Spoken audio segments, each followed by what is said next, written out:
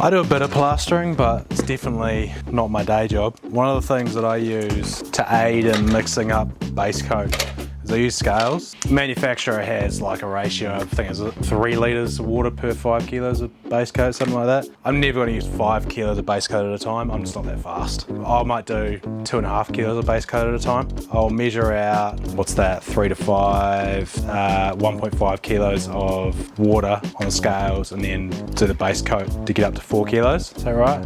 Yeah, that's a good jumping off point. Sometimes it needs a little splash of water or whatever, but I'm definitely not practiced enough at this to do it by eye or anything like that. Got a set of scales, just a little set of kitchen scales from the op shop. Then I just zero it off, weigh it all out as I go. Takes one less guessing game out of the whole thing. I do need to get some better scales in these because these ones suck. Turn, gummed up with plaster as well. That'll do.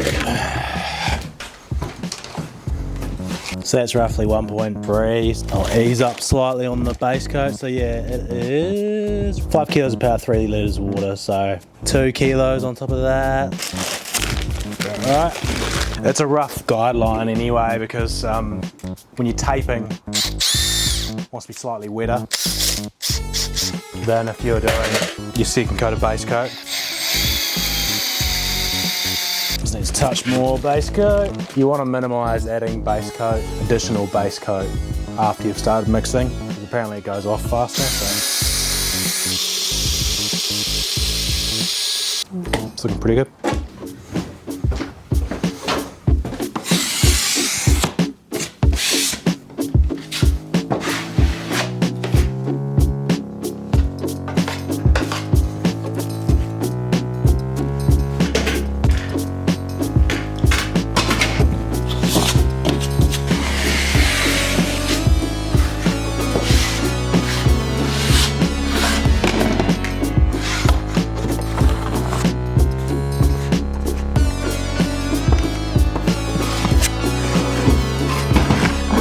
We'll have to do another round of this, but I am done for the day and I've got work tomorrow, so hopefully between now and then I can get my stilts jazzed up and there'll be some more comedy for you, because it's definitely not going to be a smooth learning curve, I don't think. Not hugely productive, but necessary. Hopefully I can get an early mark tomorrow or the next day and get back and do a bit more of this. After a little bit of research, after trying on the stilts, it's basically not feasible to try and get a pair of stilts that will work for this house within the next month or so, and also not for a reasonable price either. So I've taken the liberties of dismantling the stilts. These are assembled with solid rivets, which aren't really common in Australia or New Zealand. Mainly used on airplanes actually. But what I've done is I've completely dismantled them, and so this section, which is the bottom, is attached here and here. The spring's attached in 3 different spots, so I don't really want to move that either. However, these top ones are the least critical, and I figure I've got about 120 mil of room there to cut down.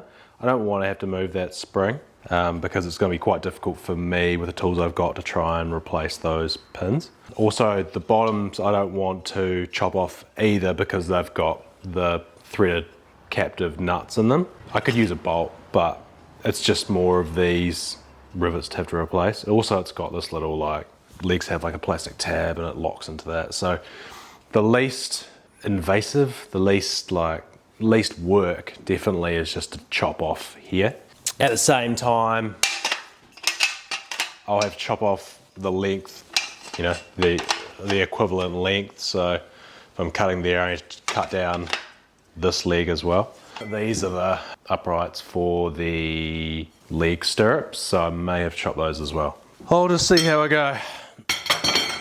And look, worst case scenario is I fuck it up completely and I couldn't get any stilts anyway, so give it a crack, eh?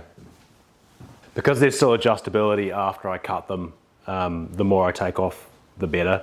Just so I'm doing it once. And my head being on the ceiling at full height, you know, even if I drop off 125 mil, my head's still pretty close to the ceilings. It's definitely not gonna affect this job. It might affect their usability in future, but this is kind of a one-off.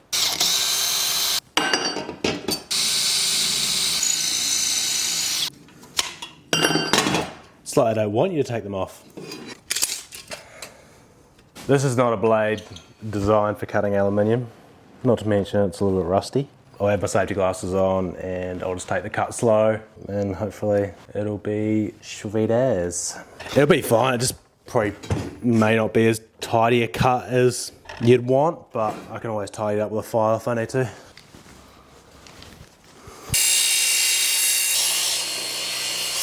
Not bad at all.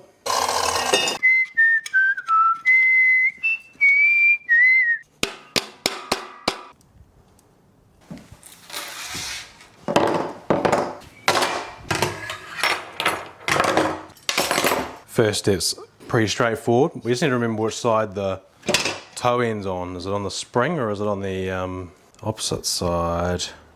Cool, so spring goes on the back side, or heel side I should say probably. Little rubber grummety thing. So yeah.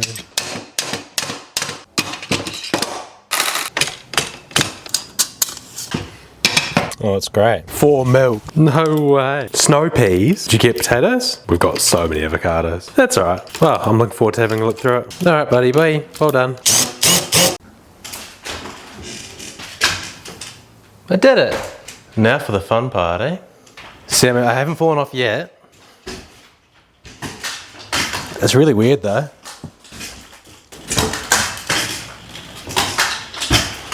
I think even though it took a bit of time to, let's say, customise these, I think it will save me time. And look, if it doesn't, and I fall over, it's gonna be good for the video. Feels unnatural at the moment, probably gonna have hip pain for the rest of the night. Ooh yeah, it's unnatural being 2.25 meters tall. What's that, 7 foot 6 or something like that? How tall is Yao Ming? Yao Ming? I'm gonna do a bit of a tidy up of the floor because tripping hazards is something you don't want around when you're on stilts. And then I'll mix up some plaster and see how easy it is to work and walk around on it at the same time. These stilts are made for walking, and that's just what they'll do. And then one of these days I'll trip over something and smash my face in the ground. Boom, boom, boom, boom, boom, boom. It's no easier to get off them.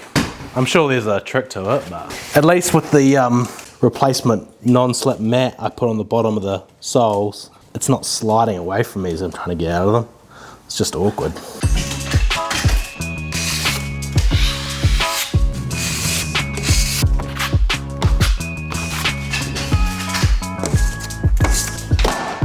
I only had a small batch of base coat mixed up, only had a little bit of time to get that done, but I think the stilts are pretty good compared to getting up and down a ladder or kicking a crate around. I'm pretty happy. It's definitely a bit messier as I'm getting used to it. I'm not usually this untidy when I'm plastering off a ladder or off a crate, but it'll take some getting used to being like nimble enough to catch plaster when it's falling on you or not getting it in your beard or anything like that. That's all I can do for today. I only mixed up a really small batch because I've got to shoot off. But hopefully I can get in here again soon. I won't put a time frame on it because it never works out.